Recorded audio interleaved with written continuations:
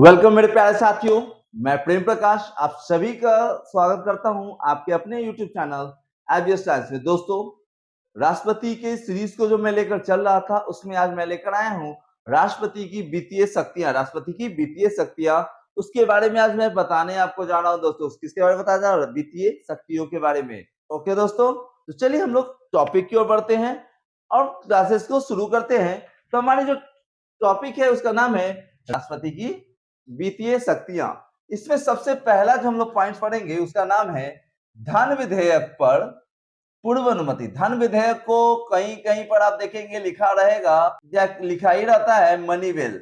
Exam में पूछ बैठता है मनी बिल, है ना। ये मनी बिल जो है वो आर्टिकल 110 के अंतर्गत आता है। कितने के अंतर्गत आता है? 110 के अंतर्गत आता है। धन विधेयक कहता है कोई भी धन विधेयक राष्ट्रपति की पूर्व सिफारिश या अनुमति के बिना लोकसभा में पेश नहीं किया जा सकता। धन विधेयक जब भी पेश होगा तो लोकसभा में ही होगा, लेकिन उससे पहले धन विधेयक को उससे पहले किससे अनुमति लेनी होती है? राष्ट्रपति से अनुमति लेने के बाद ही, राष्ट्रपति से अनुमति लेने के बाद ही वो कहां पेश किया जा सकता है? तो लोकसभा में पेश किया जा सकता है। कहां पेश किया जा सकता है? लोकसभा में। ओके दोस्तों, उसके बाद हमारा दूसरा जो पॉइंट्स बता रहा है वो कहता है केंद्रीय बजट। केंद्रीय बजट, तो केंद्रीय बजट आपको पता होगा दोस्तों कि आर्टिकल 112 के अंतर्गत आता है। केंद्रीय बजट आर्टिकल 112 के अंतर्गत आता है, वो आता है केंद्रीय बजट। कहता है कि राष्ट्रपति की प्रत्येक वित्तीय वर्ष के प्रारंभ में, राष्ट्रपति प्रत्येक वित्तीय वर्ष के प्रारंभ में, पता होगा कि प्रत्येक वित्तीय वर्ष का प्रारंभ होता है लेकिन उससे पहले हर साल 1 फरवरी को यानी 1 फरवरी को बजट पेश हो रहा होता है। तो राष्ट्रपति ही प्रत्येक वित्तीय वर्ष के प्रारंभ में संसद के दोनों सदनों, कहने का मतलब हो गया लोकसभा और राज्यसभा, संसद के दोनों सदनों के समक्ष देश का वार्षिक वित्तीय विवरण रखवाता। वार्षिक वित्तीय विवरण कहा तो दिए हम लोगों ने, इसका शॉर्टकट वर्जन है बजट। बजट कब रखाता है? तो 1 फरवरी को। फिर कौन रखती है? कौन रखता है भाई? तो वो रखते हैं देश के वित्त मंत्री। वित्त मंत्री। ओके दोस्तों, ये है। तो 112 और एक हम लोगों ने बात किया 110 के बारे में। बिना राष्ट्रपति के अनुमति के सबको पेश नहीं किया जा सकता। राष्ट्रपति की अनुमति से बिना पेश नहीं किया जा सकता, या ये हो चाहे वो हो। ठीक है, इसमें याद रखेंगे किसके अनुमति के बिना, तो यहां लिख देते हैं राष्ट्र के अनुमति के बिना। ओके दोस्तों, अब इसका स्क्रीनशॉट ले, फिर मैं आगे बताता हूं। चलिए दोस्तों, हम लोग आगे के टॉपिक पे चलते हैं। अभी तक हमने 2 पॉइंट्स को देखा था, अब तीसरे पॉइंट्स के ऊपर आते हैं, जिसको कहता है अनुदान की मांग। संसद में किसी भी प्रकार के खर्च या विशेष काम के लिए धन की मांग केवल राष्ट्रपति के सिफारिश पर ही की जा सकती है।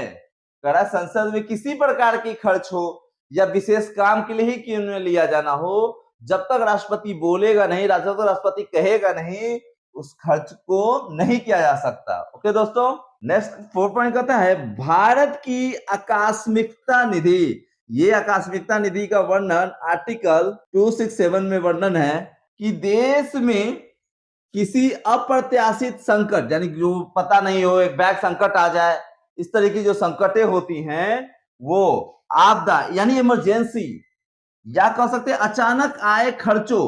इमरजेंसी में आए खर्च, एक बैग ये खर्च हो गया, बाढ़ आ गया, पूरा बिहार डूब रहा है, उसमें खर्च की जरूरत है बिहार सरकार को, तो क्या करेगा? वो तुरंत जाएगा राष्ट्रपति से अनुरोध करेगा, राष्ट्रपति उस खर्च को उसको दे देगा, बाद में भले संसद उसको पास करता रहे। ओके दोस्तों, तो अचानक से आए खर्चों को पूरा करने के लिए आकस्मिकता निधि, क्या है? आकस्मिकता निधि पर राष्ट्रपति का पूर्ण नियंत्रण होता है।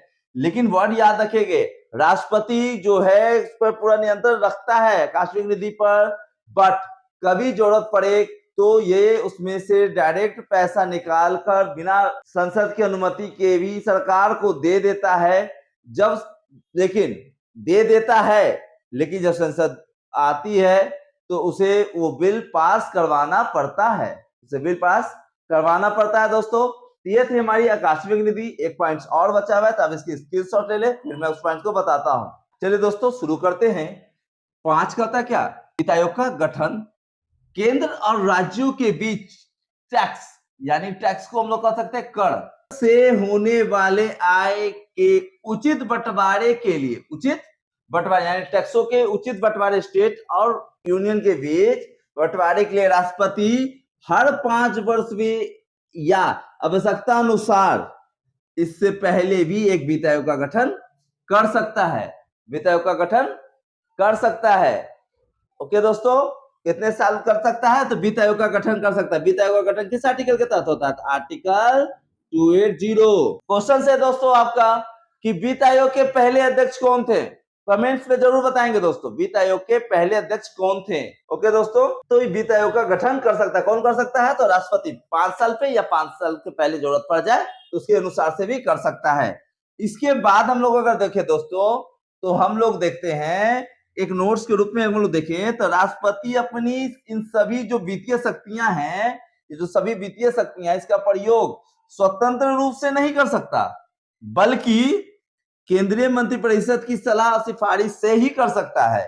केंद्रीय मंत्रिपरिषद की सलाह एवं सिफारिश से ही कर सकता है, इसका स्वतंत्र रूप से पालन नहीं कर सकता। जब तक उनका सलाह परामर्श नहीं आएगा तो इसका उपाय नहीं कर सकते हैं। ओके दोस्तों, इसको समझे हम लोगों ने, फिर से एक बार देख लेते हैं। आर्टिकल 280 कहता है कि वित्त आयोग का गठन राष्ट्रपति करेगा 5 साल या 5 साल से पहले जरूरत पड़ जाए तो। क्यों होता है, इसका गठन इसलिए होता है कि यहाँ पर जो टैक्स हम लोग भरते हैं उस टैक्स का राज्य और केंद्र के बीच बंटवारा के लिए। ओके दोस्तों, तो आप इस पूरे वीडियोस को देखेंगे। वीडियो देखने पे अगर आपको वीडियो अच्छी लगे तो लाइक, सब्सक्राइब और शेयर करें दोस्तों। ओके दोस्तों, और किसी प्रकार की अगर प्रश्न हो तो आप कमेंट बॉक्स में हमसे पूछ सकते हैं दोस्तों। जय हिंद।